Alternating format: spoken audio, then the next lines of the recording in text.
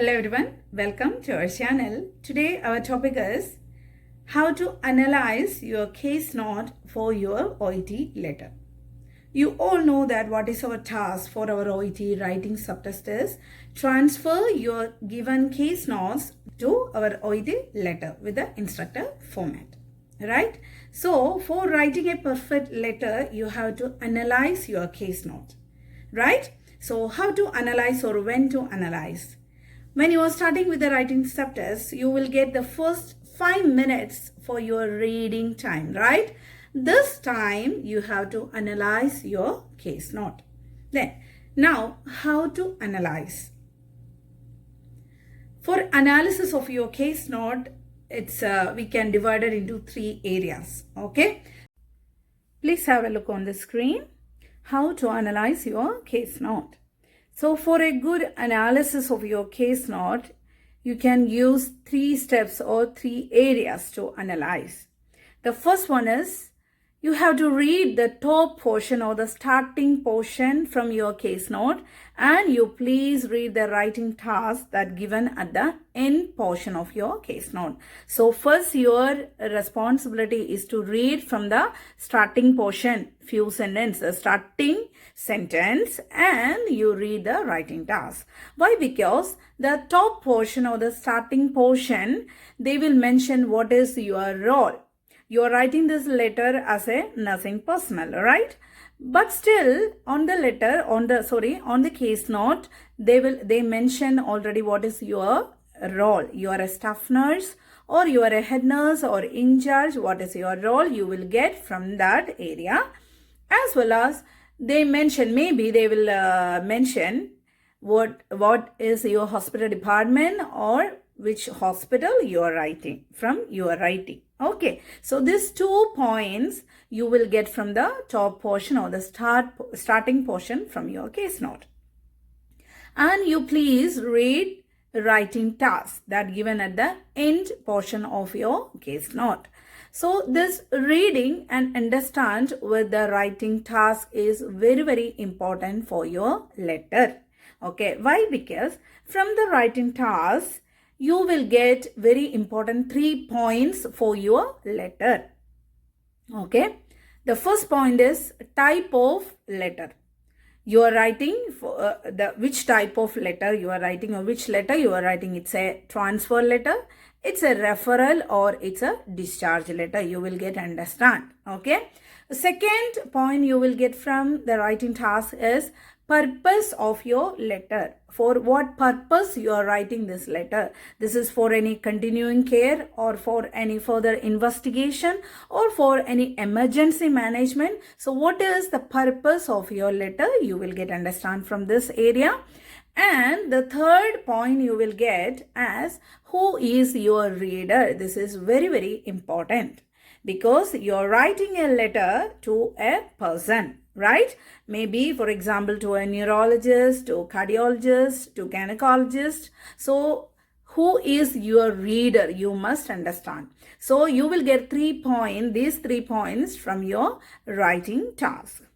Clear? So under analysis of your case note, the first area you have to analyze the top portion from your case note and your writing task area. Okay.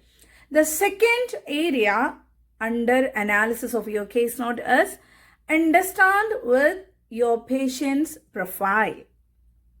What are the contents or what are the points comes under patient profile? You already know that full name of your patient, age, sex. Sex is very important because you must understand your patient is male or female. Why? Because when you're starting with your body paragraph, you have to pronoun. Right? You have to write the pronoun for your patient, he or she, his or her, right? So you must understand what is the sex of your patient. And current problem or current diagnosis. This is also very important. So the second area under analysis, you must understand with your patient profile thoroughly. Okay. Now coming to the third area under analysis of your case note is categorize your patient's data or details. That means according to this categorization only, you are writing your letter as a concise form. Because when you are categorizing your data, your responsibility is to categorize into 3 groups. The first is relevant data, second one is semi-relevant data, third one is irrelevant data. So, we must include the relevant data and semi-relevant data in your letter. Okay. So, what is meant by relevant data? Relevant data means very important points that is needed for your reader. So, how to find out the relevant data must be based on the patient current situation or patient current health status, and is based on your reader. What are the points your reader want to know regarding your patient? That must included as your relevant data. And also you must think about what is the purpose of your letter, right? For what purpose I am sending this patient to another healthcare personnel. So according to that purpose also, you must identify what are the important points I want to mention for my patient to my respective reader. So on the basis of these details, you must categorize your data. The first category, relevant. That means relevant data. Okay. So relevant data means you must include in your letter. Second category is semi-relevant data. That means maybe for example, now you are writing for your patient for any emergency management, for example, for severe headache. So I am sending this patient to your care for emergency management for this headache. That is your letter purpose. Means you must include as your relevant data, means in the first paragraph as well as in the introduction area, you must mention what is the latest or today's your patient situation. Then and some contributing factors. Today, what are the treatments you given or any investigation today you done for your patient.